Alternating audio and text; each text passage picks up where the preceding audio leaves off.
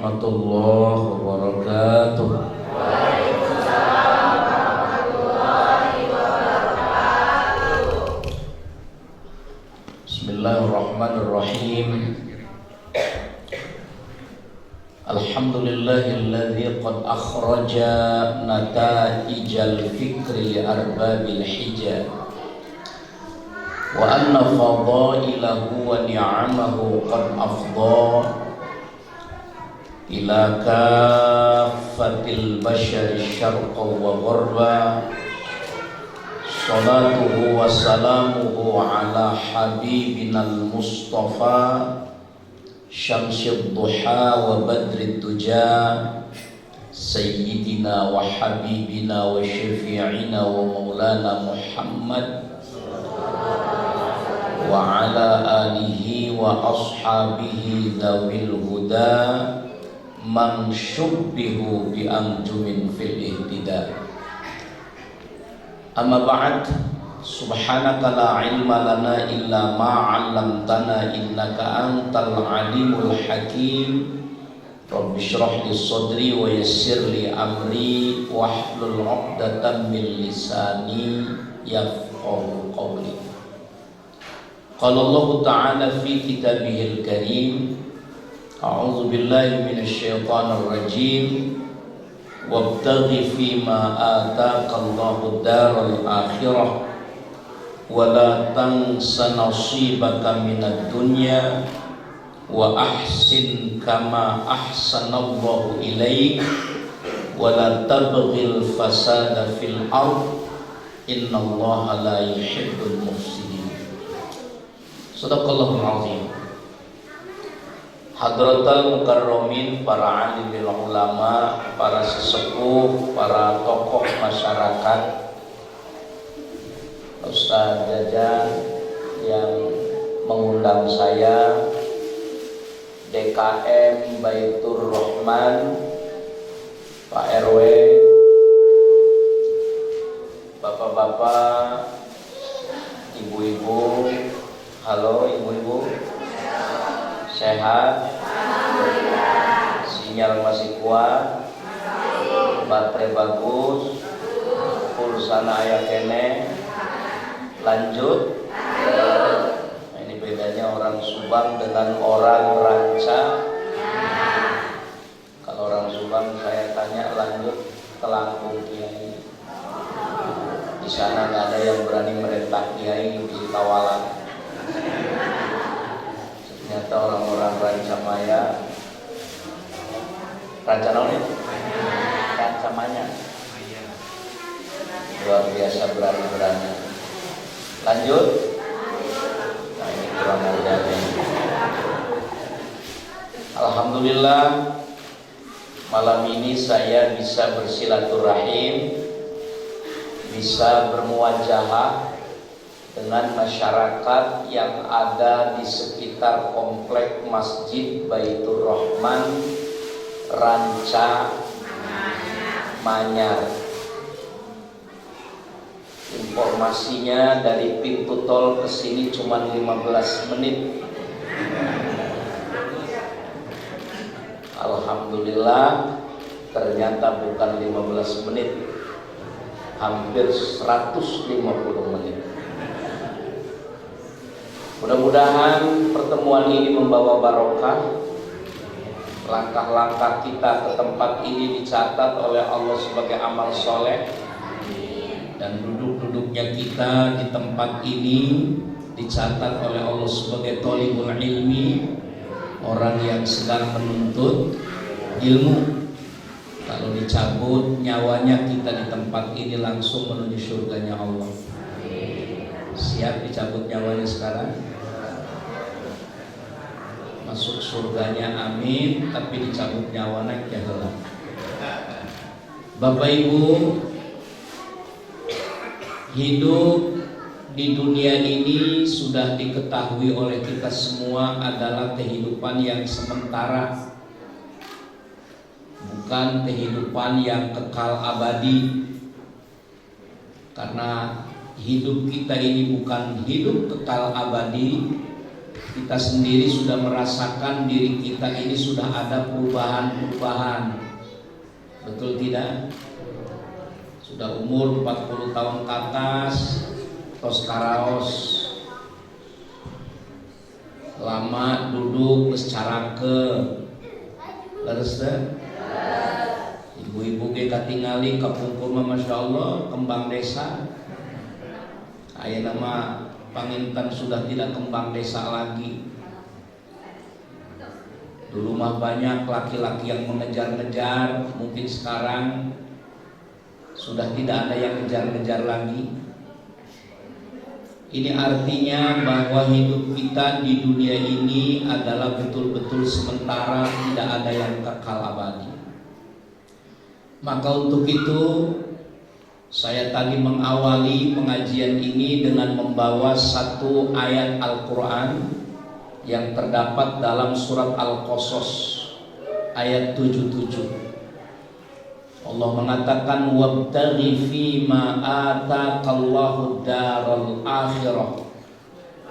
Kita diperintahkan oleh Allah untuk menggapai, mencari kehidupan, kebahagiaan akhirat yang sudah disiapkan oleh Allah. Kehidupan akhirat itu kata Allah adalah walal akhiratu khairul laka minal ula. Kehidupan akhirat itu adalah jauh lebih baik daripada kehidupan yang pertama di dunia ini. Cuman dunia ini memang godaan kita. Dunia yang tambah tua ini tambah genit, tambah ganjen. Rasul ketika di Isra Mi'rajkan pernah dipanggil-panggil oleh nenek-nenek genit. Rasul bertanya kepada malaikat Jibril, ya Jibril, man hada? Siapa yang barusan panggil-panggil saya?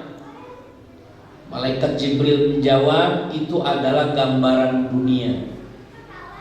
Kenapa dunia digambarkan dengan nenek-nenek? Karena dunia ini sudah tua. Dan kenapa nenek-neneknya genit? Dunia yang tambah tua ini tambah genit, tambah indah, tambah mempesona. Banyak orang-orang yang tergoda dengan dunia yang nampaknya genit ini, sehingga lupa kepada tujuan untuk mencari kehidupan akhirat. Betul atau tidak? Ciri-ciri dunia ini sudah tua banyak. Ada 10 ciri-ciri kiamat kubro yang sudah ditampakkan sekarang pelan-pelan, setidaknya berdasarkan catatan ilmiah ada 2. Halo? Yang pertama, belum lama saya jalan-jalan ke Palestina. Ketika Palestina mau nyebrang ke Yordania, saya melewati di sana Sungai Tiberias. Saya masih ingat Sungai Tiberias itu pernah Rasulullah SAW bersabda yang terkait dengan Sungai Khobariyah. Ternyata Sungai Tiberias ini sekarang sudah mulai surut. Saya baca Sungai Tiberias itu panjangnya sampai 166 km, membentang 4 negara.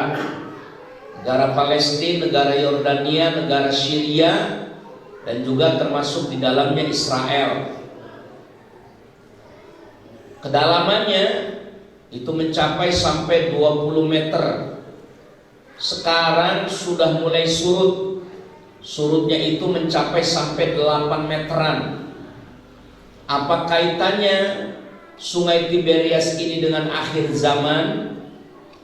Dulu seorang sahabat namanya Tamim Ad-Dari datang kepada Rasulullah SAW. Ya Rasulullah, kata Tamim Ad-Dari, dulu ketika saya masih beragama Nasrani, kebetulan saya ini adalah sebagai nelayan. Kata beliau, Ternyata suatu saat ketika kami pergi berlayar mencari ikan, ternyata ombak sangat dahsyat, sehingga perahu kami ini diombang-ambingkan oleh gelombang. Jangankan kami mencari ikan, menenangkan perahu pun kami tidak mampu. Berhari-hari sampai akhirnya kami terdampar di sebuah pulau. Kami tidak tahu pulau apa yang kami singgah di sana. Turunlah kami di pulau itu. Ternyata kami setelah turun baru saja beberapa saat kami istirahat di tempat itu, didatangi oleh sebuah makhluk yang kami juga belum pernah melihat makhluk ini. Cuma disebut dalam hadis itu namanya jassas. Jassas ini adalah makhluk yang bulunya banyak, sehingga tidak bisa kami membedakan mana depan mana belakangnya. Jassas ini menggiring kami ke sebuah pulau, ke dalam pulau. Dan di dalam pulau itu kami dipertemukan dengan makhluk raksasa. Makhluk ini sangat besar, hanya dia tidak bisa pergi ke sana kemari karena kakinya dibelenggu, tangannya diikat. Yang saya perhatikan, matanya itu keluar satu sebelah kanan, percis. Yang matanya keluar, biji matanya itu percis kayak anggur matang. Makhluk ini bertanya kepada kami, "Hei manusia." Siap. Biasa kalau di TV ada Jadi saya syukur di pengajian ini tidak pakai eho, karena saya pernah ceramah di Bekasi pakai eho, jadi suasana tidak kondusif. Saya bilang, "Bapak-bapak, kalau pengen cepet lewat tol tambah repot." "Hai manusia, dari mana kalian ini?" "Kami dari negeri Arab, Tuhan." "Kalau kalian dari negeri Arab, pasti pernah mendengar namanya Muhammad." "Pernah, Tuhan." "Sudah adakah Muhammad sekarang?" "Sudah ada, Tuhan." "Oh, berarti sekarang sudah akhir zaman. Sebentar lagi berarti kiamat." Kemudian saya tanyakan kepada kalian, apakah Muhammad membawa agama baru? "Betul, Tuhan." Yang dimaksudkan agama baru adalah agama yang berbeda dengan yang dianut oleh masyarakat sekitar. "Apakah terjadi peperangan?" "Terjadi, Tuhan." "Apakah setiap peperangan Muhammad selalu memenangkan peperangan?" "Betul, Tuhan." Berarti benar adanya. Ada satu pertanyaan lagi. Apakah pernah kalian melewati sungai Tiberias, sungai Qabariyah? "Pernah, Tuhan." "Apa yang ditanyakan tentang sungai Qabariyah? Airnya sudah surut atau masih penuh?" "Masih penuh." Perhatikan oleh kalian, kalau seandainya sungai Tiberias itu sudah mulai surut, aku akan keluar dari tempat ini. Bertanyalah Tamim Ad-Dari kepada Rasulullah, "Ya Rasulullah, siapakah makhluk raksasa yang pernah aku temukan di kepulauan itu?" Beliau mengatakan, "Dia adalah Dajjal." Dia adalah Dajjal akan keluar ketika sungai Tiberias sudah mulai surut. Sekarang pemerintah Israel mengatakan sungai Tiberias sudah mulai surut 8 meter. Berarti Dajjal akan keluar dari tempat itu. Dan dalam satu riwayat hadis menyatakan, ketika Dajjal keluar itu, semua orang pada takut, karena dia tidak segan-segan membunuh orang, menyembelih orang yang dia tidak percaya kepada dirinya sebagai Tuhan. Sembako dikuasai oleh dirinya. Orang pada takut, bapak-bapak, suami-suami menutup pintu-pintu rumahnya agar anaknya dan istrinya jangan sampai keluar dari rumah. Dan Dajjal itu masuk ke semua negeri kecuali Mekah, Madinah. Indonesia juga akan didatangi oleh Dajjal. Informasi yang masuk ke saya, Dajjal akan datang pertama kali di Bale Endah.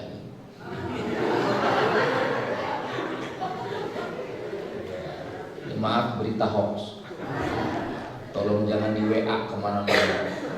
Pak Ustadz Musbib dari Subang mengatakan Dajjal akan datang pertama kali di Bale Endah. Hoax. Cuman artinya yang jadi paling penting bagi kita adalah ini sudah dekat waktu. Ketika sungai Tiberias sudah mulai surut, akan keluar. Ini satu. Secara ilmiah dan secara kenyataan, hadis yang disabdakan oleh Nabi pada saat itu yang diriwayatkan oleh Imam Bukhari ini ternyata sekarang sudah ada kesesuaiannya, bahwa sungai Tiberias akan surut dan Dajjal akan keluar. Ternyata sekarang sungai Tiberias sudah mulai surut. Satu. Yang kedua, Profesor Dr. Dmitri Bolikov. Ada ibu-ibu yang manggut-manggut. Saya nggak tahu manggut-manggut pernah terdengar atau pernah kenal, saya nggak tahu. Dmitri Bolikov ini adalah berkebangsaan Ukraina. Dia ini kerjanya di NASA. Pernah dia bertugas untuk meneliti posisi bumi. Ternyata pada tahun akhir 1990-an beliau pernah meneliti posisi bumi negara-negara yang ada di kutub utara. Konon katanya sudah bergeser ke arah barat. Nah, kemudian pada pertengahan tahun 2000, sekitar awal 2000 awal, beliau meneliti ternyata yang namanya kutub-kutub utara itu yang tadinya sudah berpindah bergeser ke sebelah barat, sekarang sudah memasuki ke arah selatan. Nah, berarti kalau seandainya kutub utara negara-negaranya itu akan berpindah ke sebelah selatan, selatan juga secara otomatis akan pindah ke utara. Ini menghasilkan apa? Menghasilkan suatu saat matahari itu terbit bukan lagi dari sebelah timur, tetapi adalah akan terbit dari sebelah. Kata Rasulullah mengatakan la taqumus sa'ah hatta tatlu asy-syamsu min maghribiha. Tidak akan terjadi kiamat sebelum matahari terbit dari barat. Dan sinyal itu yang disampaikan oleh Nabi 14 abad yang lalu ternyata sekarang sinkron dengan penemuan secara ilmiah dilakukan oleh seorang ahli kimia namanya Dmitri Bolikov. Kalau sudah matahari terbit dari barat, pintu tobat sudah ditutup. Suatu saat dalam sebuah hadis panjang dinyatakan pada saat itu manusia bangun subuh-subuh melaksanakan sholat subuh. Ketika sholat subuh usai, biasanya keluar dari masjid, mereka itu sudah melihat adanya sinar matahari. Tetapi ternyata ketika pulang ke rumahnya, ternyata matahari belum menampakkan diri. Sampai jam 7 matahari juga belum kelihatan. Ada yang berbenah untuk berangkat ke kantor, ada yang berangkat ke pasar masing-masing, ada yang berangkat ke sekolah. Ternyata matahari juga belum menampakkan diri. Sampai datang waktu zuhur, jam 12, matahari juga belum menampakkan dirinya. Suasana tetap gelap gulita seperti malam ini. Tetapi jam sudah menunjukkan jam 12, jam menunjukkan jam 1, matahari juga belum nampak. Akhirnya waktu asar tiba, beberapa orang dari kantor sudah pulang ke rumahnya, dari pasar pulang ke rumahnya, dari sekolahan pulang ke rumahnya. Lagi-lagi matahari belum menampakkan diri. Akhirnya datanglah waktu maghrib. Ketika terdengar waktu maghrib, pada saat itu justru matahari terbit pada saat itu. Dan terbitnya matahari waktu itu bukan dari sebelah timur, dari sebelah barat. Ini akan terjadi di akhir zaman, dan sinyal itu sudah disampaikan oleh Dmitri Bolikov. 14 abad yang lalu Nabi sudah menyampaikan itu, dan sekarang ternyata apa yang disabdakan oleh Nabi sesuai dengan penelitian ilmiah yang dilakukan oleh seorang namanya Dmitri Bolikov, yang tadinya agama Nasrani. Sekarang Dmitri Bolikov masuk Islam dan berdakwah di Ukraina, berdakwah di Rusia. Banyak orang yang berbondong-bondong masuk Islam dengan dakwahnya Dmitri Bolikov, antara lain mengingatkan bahwa zaman sudah akhir. Kita sudah lama mendengar matahari akan terbit dari barat. Ustadz sudah banyak mengingatkan, tapi tenang wae, sangkanya kiamat masih lama. Halo, kenapa barang ngomong? Lanjut Pak. Lanjut. Sinyal kuat, baterai bagus, pulsana aya kene. Lanjut. Nah, 2 kali perintah sudah.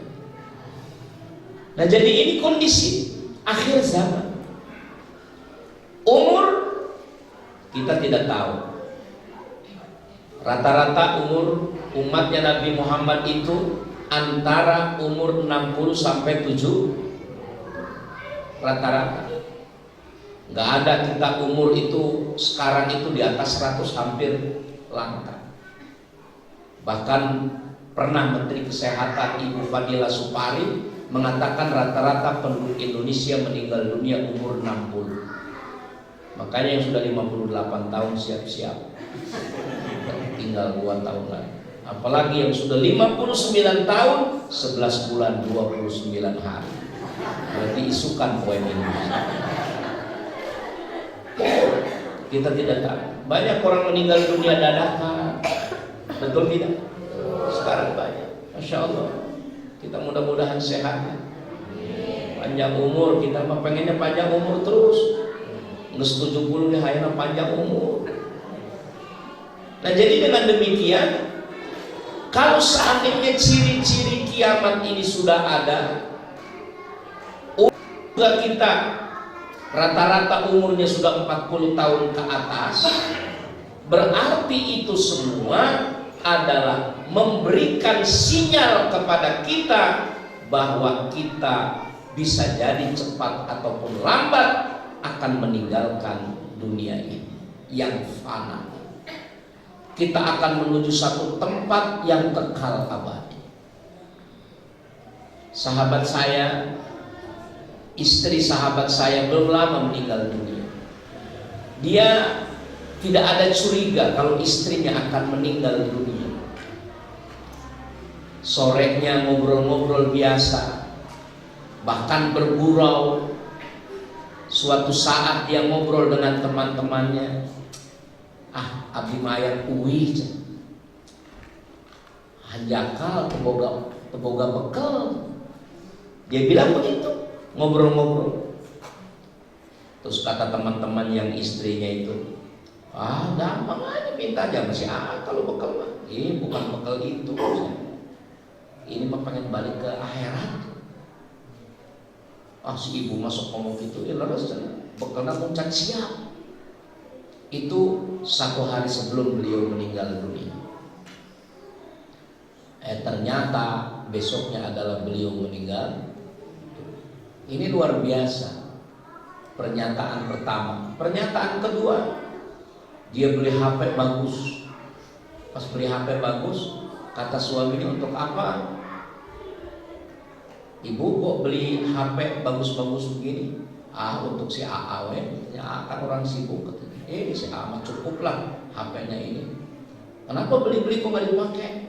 Udahlah katanya, saya mah nggak perlu sama HP. Udah nggak mau pakai HP lagi. Aja yang pakai.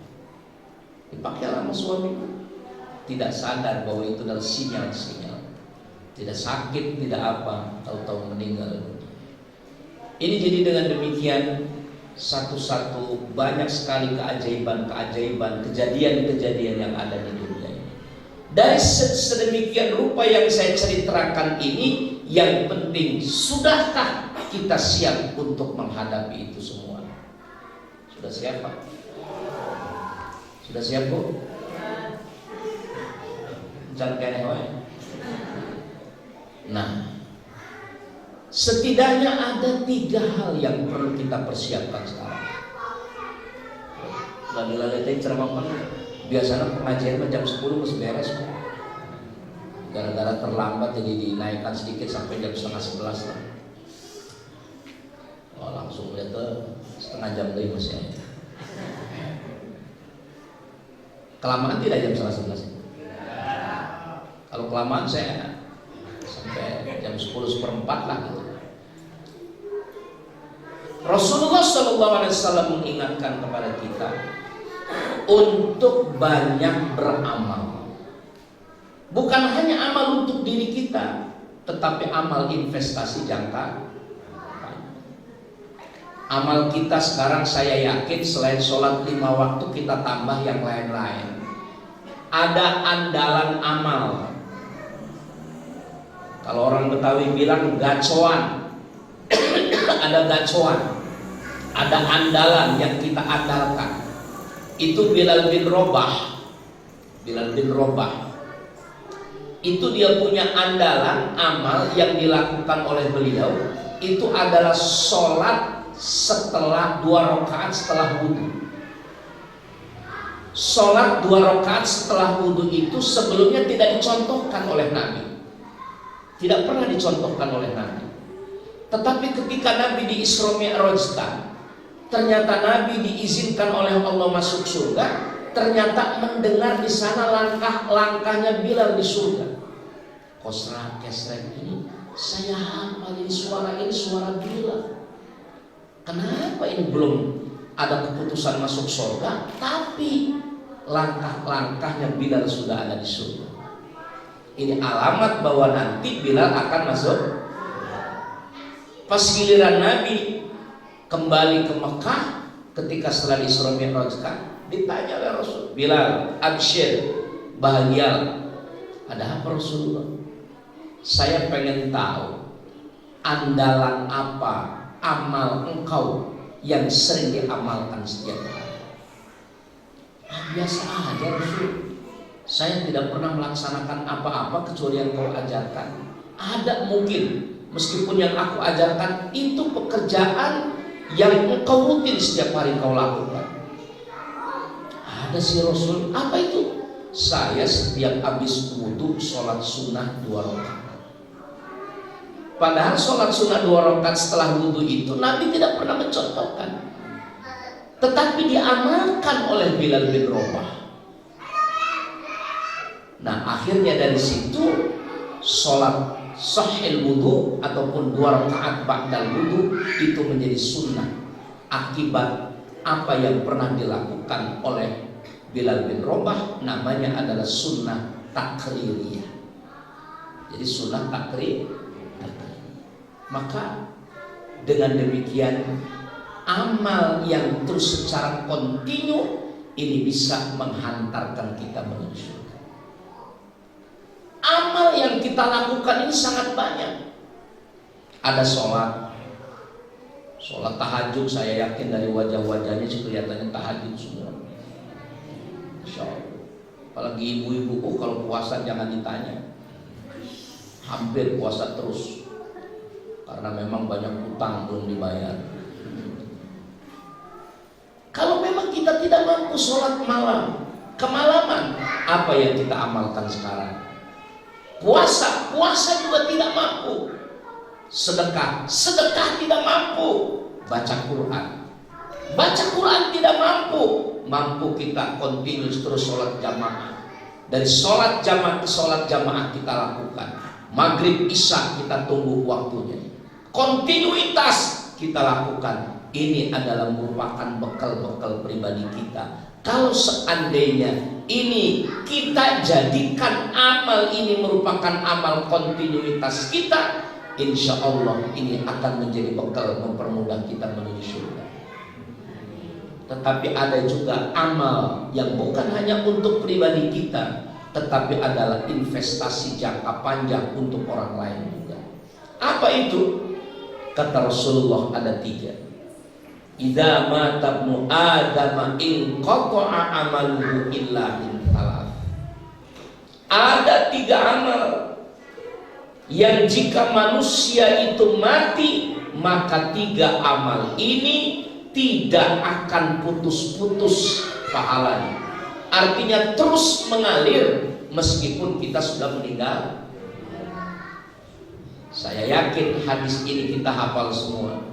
Yang pertama, sodako.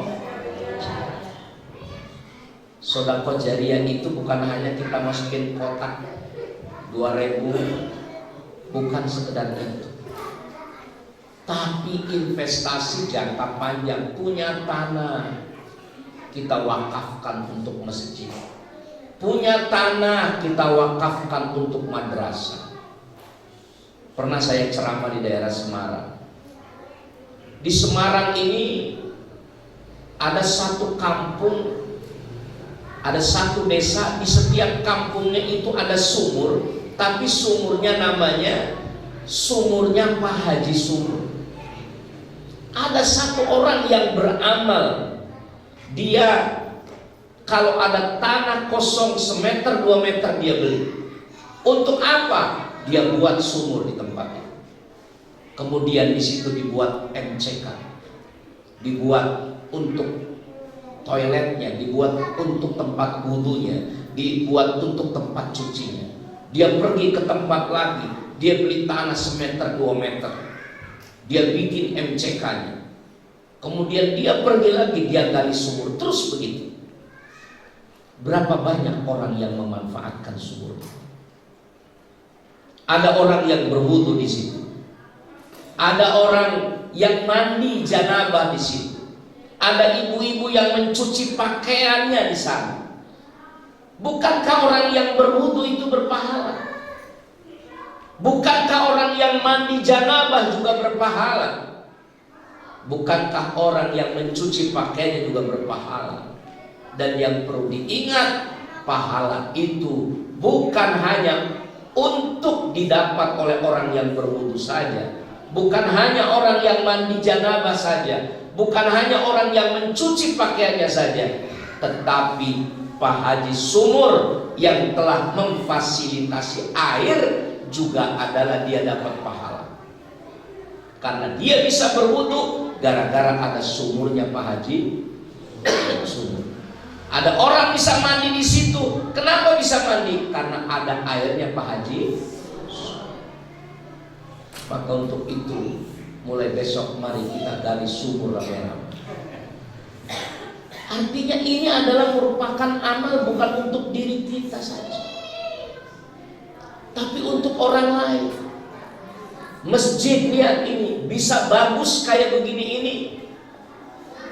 Siapa yang bikin? Mungkin tanahnya tanah developer, tetapi yang membangun, yang pasang karpet ini nggak seberapa harganya. Orang sujud tiap hari di tempat ini, orang yang sujud di tempat ini, dia merasa nikmat karena ada sajadah yang empuk di sana. Orang yang sholat di sini dapat pahala. Maka orang yang membeli sajadah ini pun mendapat pahala sebanyak orang yang sholat di tempatnya, tanpa mengurangi pahala orang yang sholat di tempat.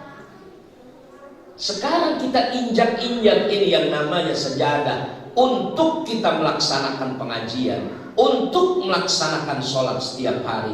Pahala kita dapat di tempat ini, pengajian ini, pahala ini juga diberikan kepada orang yang ngasih karpet. Ini yang dikatakan adalah sodako.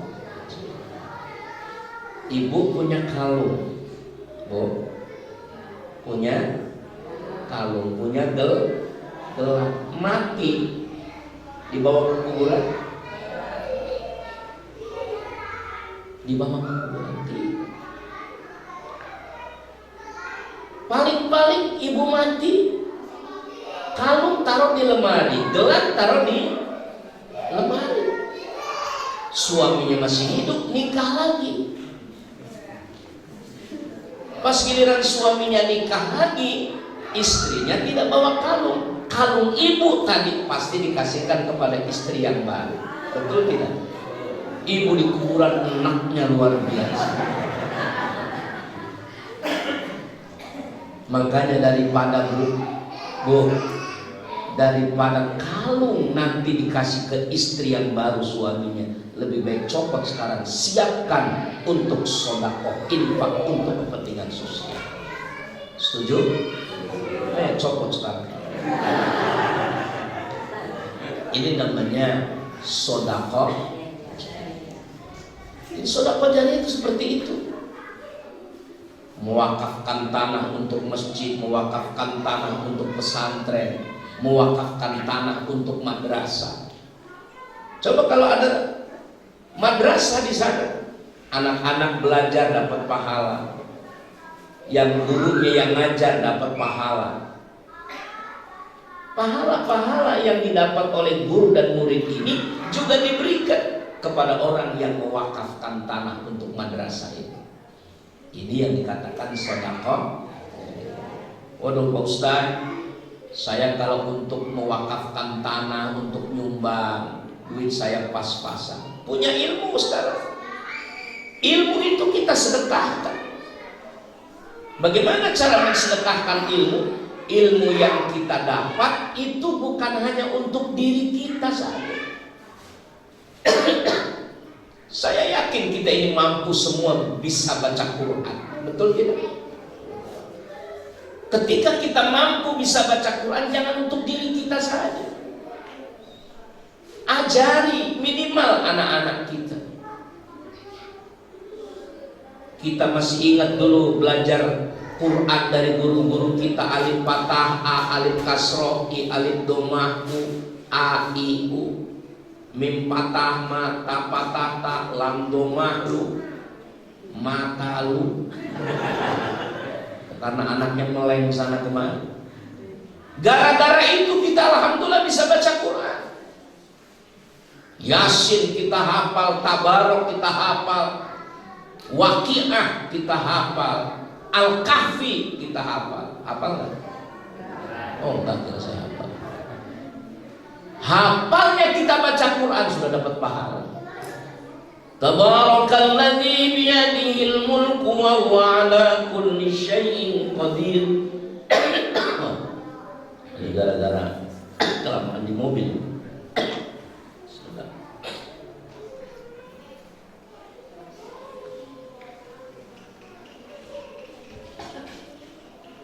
Satu huruf kata Rasulullah. Satu huruf, Bu. Satu huruf dalam Al-Quran kita baca, pahalanya sama dengan 10 kebaikan. La aqulu alif lam mim harfun, walakin alifun harfun, wa lamun harfun, wa mimun harfun, wa kullu harfin 10 hasanat. Aku tidak mengatakan alif lam mim itu huruf, tapi alif huruf, lam huruf, mim huruf, dan setiap satu huruf itu pahalanya 10 kebaikan satu huruf. Alif lam mim 3 huruf berarti sudah 30. Bayangkan kalau kita baca 1 juz. 1 juz ada berapa huruf?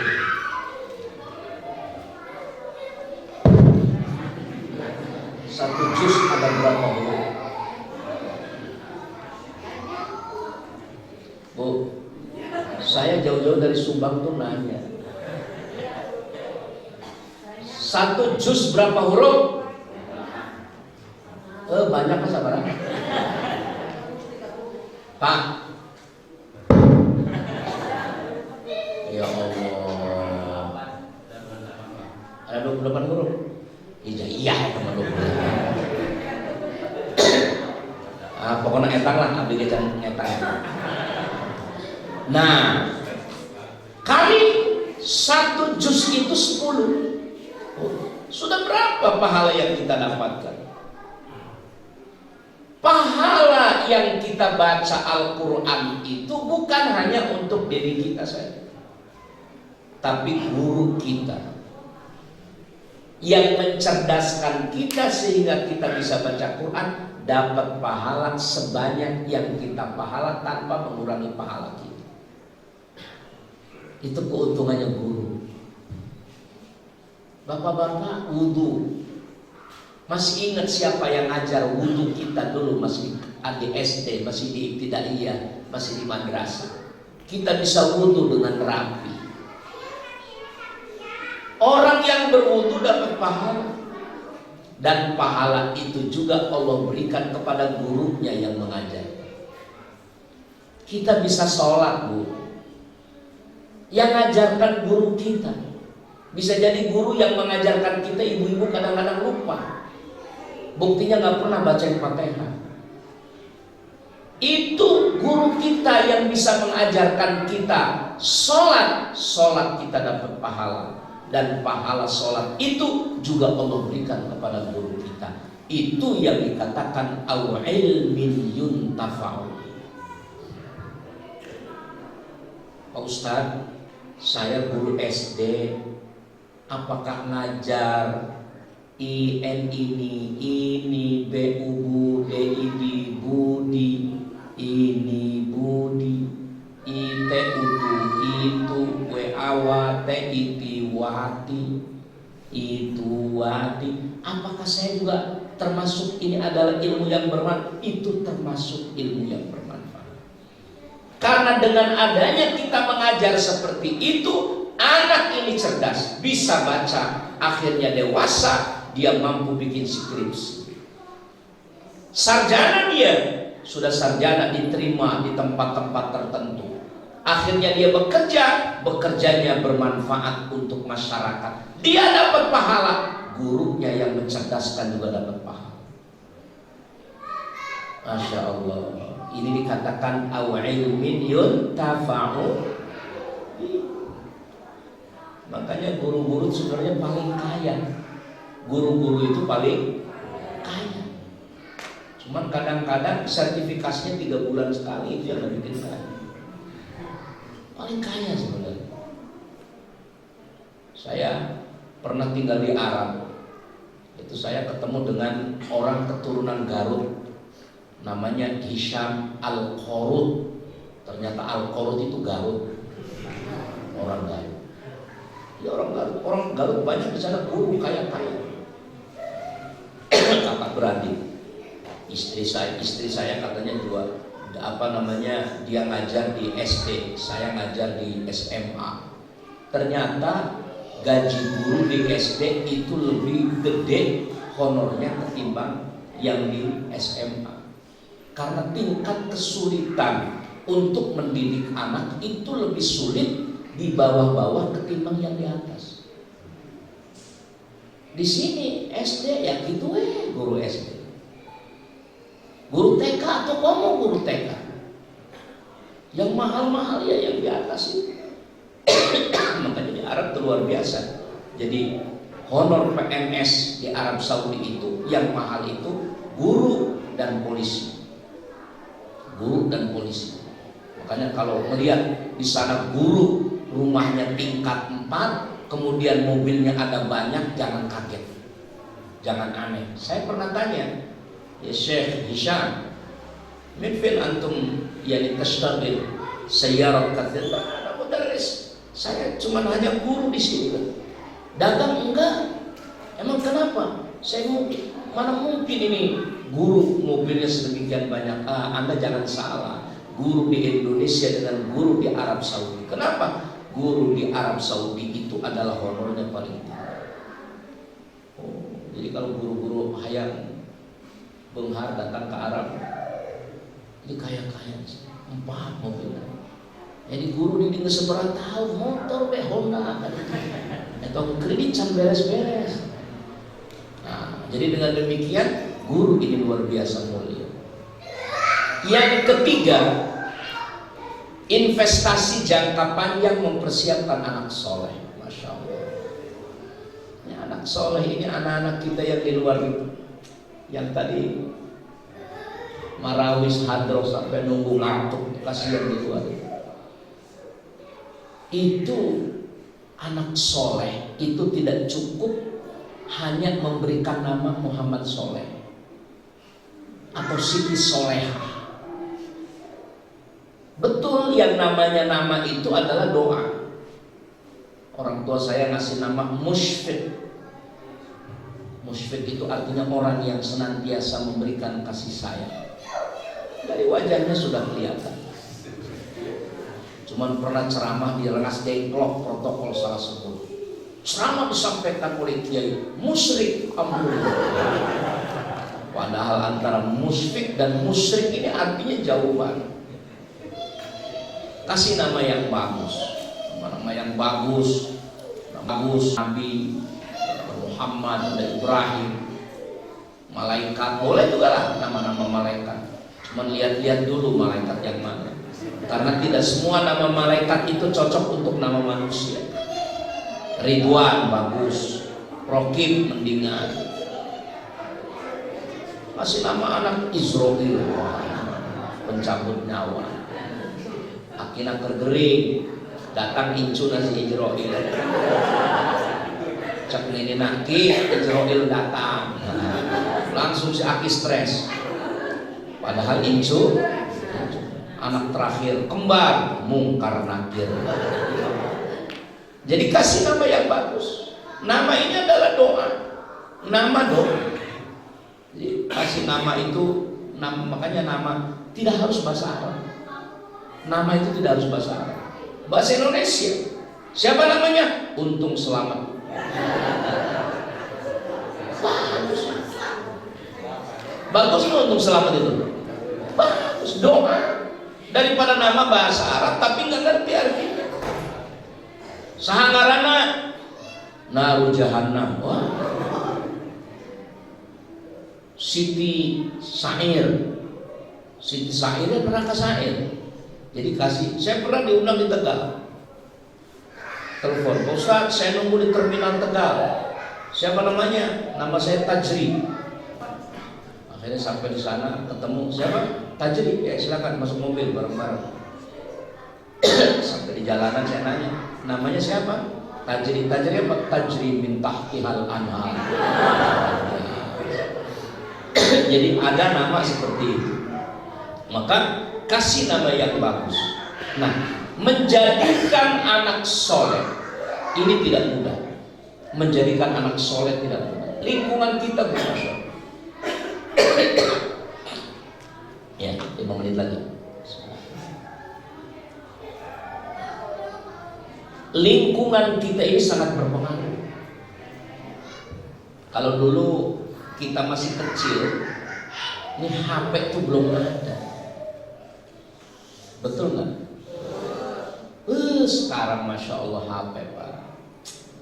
Makanya di pondok saya nggak boleh pakai HP. Positifnya banyak, tapi negatifnya sekarang anak nangis supaya diem, kasih. Ibunya sibuk ngejawab WA, anaknya main game. Itu disubat. Kalau di Balai Eda mah alhamdulillah parah. Nah ini Masya Allah, pengaruhnya luar biasa lingkungan itu sekarang. Kalau dulu TV RI waktu zaman saya masih kecil, TV RI itu saya masih ingat, waktu saya masih kecil itu film paling ramai Batman. Untungnya disetel malam Jumat, pengajian libur. Cuman kalau biasanya kalau Jumat itu di masjid itu ada marhabanan. Akhirnya orang tua marhabanan, anak-anak kecilnya pada berangkat nonton TV. Sarung yang dipakai untuk sholat maghrib dipakai Batman-Batmanan. Ya itu artinya ada berpengaruhnya juga. Tetapi pengaruhnya cuma sampai situ. Tapi sekarang Masya Allah, pengaruh itu luar biasa. Ibu, pengaruh anak-anak lihat main game, terus kemudian gaul, kemudian pakaian. cara berpakaian. Lihat anak perempuan pakai, anak umur 17 tahun pakai kaos anak umur 5 tahun. Laki-lakinya anting sebelah, menik emas, kawat jemuran, rambut dicat merah, nongkrong pinggir jalan, RT lewat, iya bebegik juri itu. Nah ini jadi dengan demikian, Masya Allah. Nah maka dengan demikian, untuk menjadikan anak soleh itu tidak cukup hanya sekedar doa, hanya sekedar memberikan nama anak itu Muhammad Soleh, tetapi bagaimana adalah kita mendidik. Lingkungan sangat berpengaruh. Dulu waktu zaman Bani Israel itu ada orang yang pernah membunuh 99 orang. Akhirnya dalam satu titik dia sadar, dia mau bertobat. Cuma ketika mau bertobat, saya datang ke ustadz yang wawasannya ya baru pesantren kilat lah, belum pesantren geledek-geledek aja. Datang, Pak Ustadz, saya mau tobat. Emang kenapa? Saya sudah membunuh 99 orang. Apakah tobat saya diterima oleh Allah? Tidak.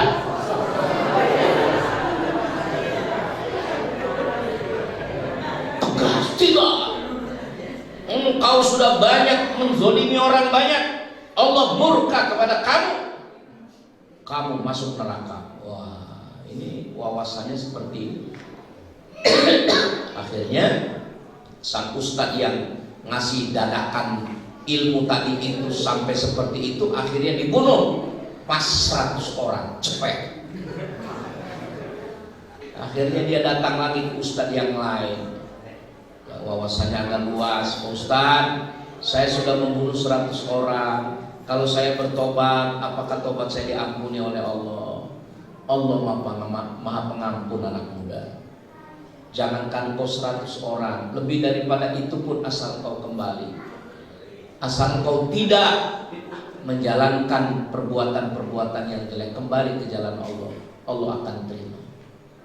Apa syaratnya Ustaz? Syaratnya engkau jangan tinggal lagi tempat itu. Kenapa? Karena tempat engkau itu adalah lingkungannya sangat mempengaruhi engkau. Nah jadi tempat lingkungan itu sangat berpengaruh. Maka banyak orang-orang dulu itu supaya anaknya selamat jauh dibuang, di pesantren kan, di tempat sana, di tempat sini, supaya lingkungan itu sangat mendukung anak-anak untuk berubah. Nah inilah Bapak Ibu 3 hal yang perlu disampaikan. Jadi untuk menghadapi tantangan hidup sekarang ini, kita nggak usah galau, nggak usah apa-apa. Yang penting kita siapkan investasi 3 tadi. Untuk diri kita ada investasinya dengan bersedekah, ilmu kita amalkan, kemudian kita persiapkan generasi anak-anak kita. Mudah-mudahan ini solusi untuk menghadapi tantangan dunia. Udah nggak usah mikir-mikir Sunda Empire, nggak usah mikir naon deui tanah jabat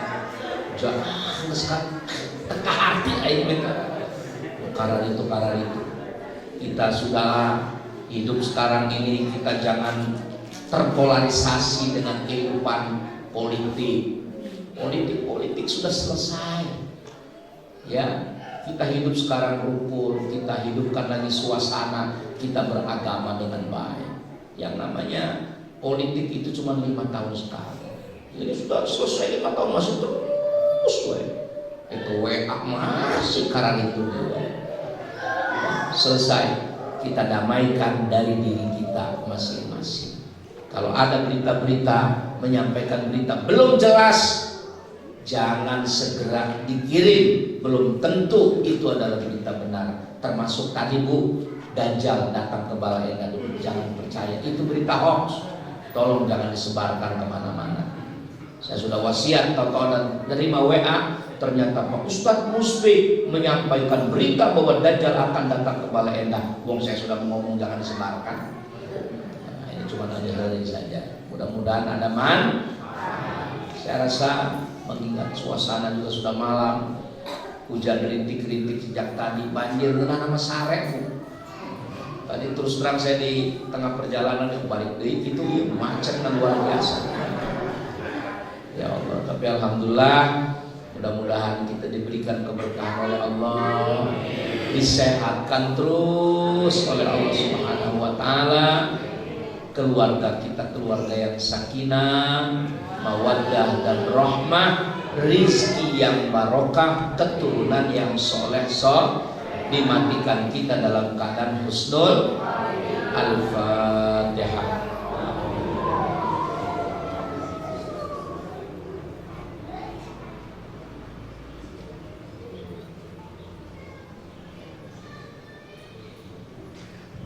Ini saja yang bisa sampaikan. Sekali lagi mohon maaf yang sebesar-besarnya bila mana apa yang saya sampaikan tidak berkenan di hati bapak-bapak, di hati ibu-ibu. Enggak mengundang ustaz jauh-jauh di Subang, gening mungkin mungkul. Saya mohon maaf, bisanya cuma itu.